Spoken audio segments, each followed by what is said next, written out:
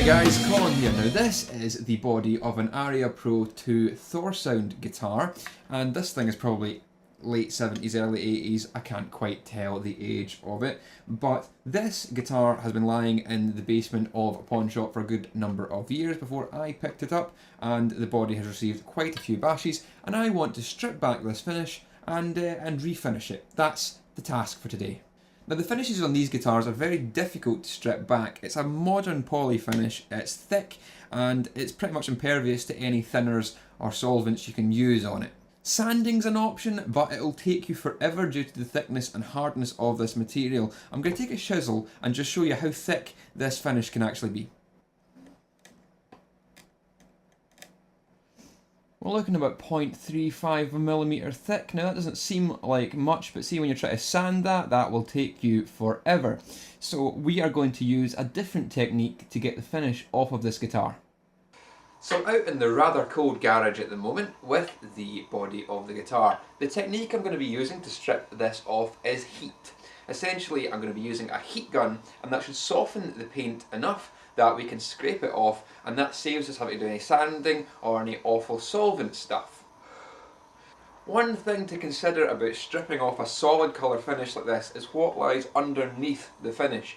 A lot of manufacturers will cover up sort of ugly bodywoods with a solid colour finish so that you can't see the messy construction. Now I'll show you this in a close-up, but when I'm reflecting the light off of the back of this guitar, I can see 1, 2, 3, 4 seams. That means there is 5-piece body here, so it shouldn't look too ugly when we do a trans finish on this, and that's what I'm hoping for, to do like a red sunburst finish and then re-clear coat it, and that should look a bit nicer than our solid black that's full of its dings. Hopefully you can see in this light that there's a seam running along here, so that is going to be one of the joints in the body. There is another, yeah, you can see it along there, and a couple more down this end, sort of, oh, there it is, sort of there, and another one just right on the corner here. So that's our 5-piece body. Let's strip it back and see what we can do. This is my weapon of choice for today, heat gun with the wide angle head on it, and I'll be using a chisel and probably one of these scrapers to try and get the paint off. At the moment the paint is solid, and it's just going to chip really harshly with the chisel. What I want to do is use the heat to soften the wood so it will just, you know, be pliable and peel off. When applying heat to the finish, it starts to peel like this, softens enough that you can get the chisel underneath and just slowly work it off in layers and chunks. Be careful not to put the heat too much in the one place, or this could happen to you. You can see it all just speckled there and sort of burst into flame and smoked. And that leaves the finish all crackled and stuck to the wood underneath, and when scraping off here it makes it very difficult to come off and have to do a bit of sanding to the wood. So keeping the heat moving and not aiming the heat too much in the one place is really good for this. So I've speeded up the process and you can see it coming off nice and easy with the heat gun. We move on to the rest of the body, and it starts to peel off a little bit easier once you get used to how the heat gun is operating with the finish. So as you can see, very quick and just scraping off all the bits that need to be done. The wood's looking quite nice underneath, but there is some areas like there where the wood is peeling off with the finish, so it has to be very careful not to take too much wood out if that starts to happen. Usually try to stroke against the grain, and that will prevent it not ripping along the grain. I'm moving across the back of the guitar, and we've got the same thing, just coming off in nice easy chunks. Again, it's just a case of getting used to the heat gun and the equipment you're using, and it's going to come off nice and easy. Some difficult little points here where the wood's starting to stick, but I'm not too bothered. Essentially there's a lot of dents and dings in this body as it is, and I want the guitar, when it's finished with the new finish on it, to still look old and worn and a bit bashed up. So I'm not even going to go and fill in some of the bashes and the little bits of chunks of wood coming out. Not too much of an issue for this particular project, because I do want to make it look a bit, you know, beaten up as is. So I'm just trying to make sure not much wood comes out. So this is the body sanded and fully stripped of paint, so it's nice and smooth and ready to receive the wood dye. So I'm going to use some coloured wood dye, as you can see here, just like a weak wash of dark red. So I'm going to go over the whole guitar with the dark red to start with. That will allow all deep grain to pick up that colour and retain that colour, even when I sand back some areas like the centres of the guitar, because I'm going to do a sort of orangey yellow to red burst. So I want to get in the dark red first, so the grain picks up those colours, and some of the deeper grain will retain that even when I've sanded back and the yellow is applied. With the dye, it's very important to keep it moving, because any areas where the dye sits for too long will stain the wood darker, and then it's a lot of work to try and get that to even out with the surrounding areas. So it's keeping the dye moving is the important bit. And as you can see here, this is me starting to sand back the centre areas quite heavily.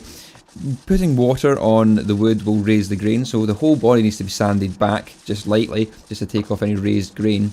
But the centres are especially heavily sanded so that they can be back to the raw wood colour, and we can apply the lighter colour on top.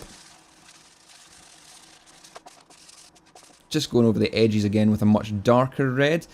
Felt that we could do a bit darker round about the edges, and you'll notice that I'm very careful not to go completely into the centre with this, because I want the edges to be darker and leave that centre as clear as possible. Of course, this will all get sanded back again after it's dry, but this allows me to build up the layers of colour I need to give a very three-dimensional burst.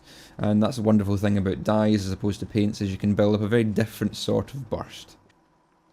And this will be some light yellow being applied here to the front and the back of the guitar, and that will start off the process of the burst.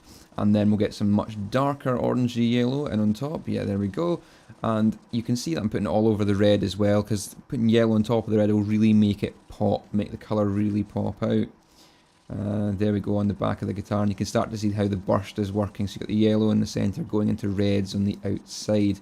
And the last thing I'm doing here is adding a really dark red right round the edges and then blending it into the centre so that I can have dark outsides and the yellow on the inside. And that's probably the finished colour of the guitar body. So let that dry, and then we'll come back with the sealing coat and then the clear coat. But I really like that colour. So this is brushing on shellac. Shellac's going to be our sanding sealer here. You could do a full finish with shellac if you wanted, but what this will do is protect the dye colour from escaping from the wood, and protect it from all the future things we're going to do with this body. It will also fill in some of the shallower grain structure, so it's acting a bit like a grain filler here as well. A few coats of this, get nice and thick and sand it back smooth, and we've got a nice level surface to apply our clear coat onto. What it's also doing is letting us see the true colour of the finish. When you dye wood, the wet look of the dye is how it will look when it's finally finished with a clear coat. When the dye dries, it dries a lot later than what the final colour will be, so when you apply the shellac here, you're seeing the true colour of what it's going to look like when it's finally finished. A few coats of clear, some time to cure, and a setup, and this is the final form of the Aria. I've got some of the areas on the finish here a little bit roughed up, and that's a deliberate act to try and make the finish look as old and worn as the rest of the hardware and parts on the guitar. Didn't want it looking too new compared to the other parts. That's exactly the same reason why I left some of the dents and dings in the bodywood when I was finishing the guitar. Wanted it to look aged and beaten up.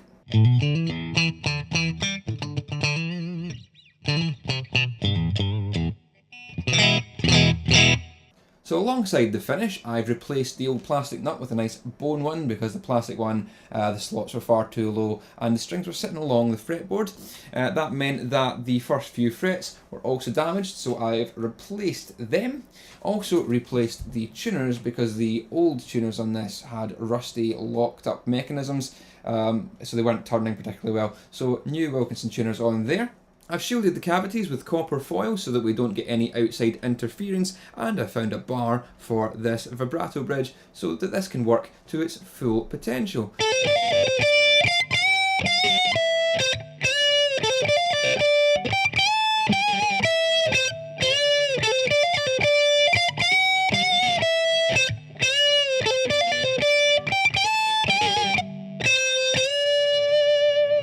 Now I don't know why I didn't do all this work to the guitar before. It's been sitting, not reaching its potential for far too long. This is a fantastic little player.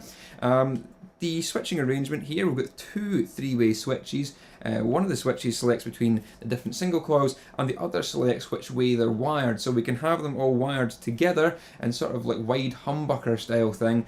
Single coils on their own or some out of phase sounds, which is very interesting. A massive tonal palette on offer.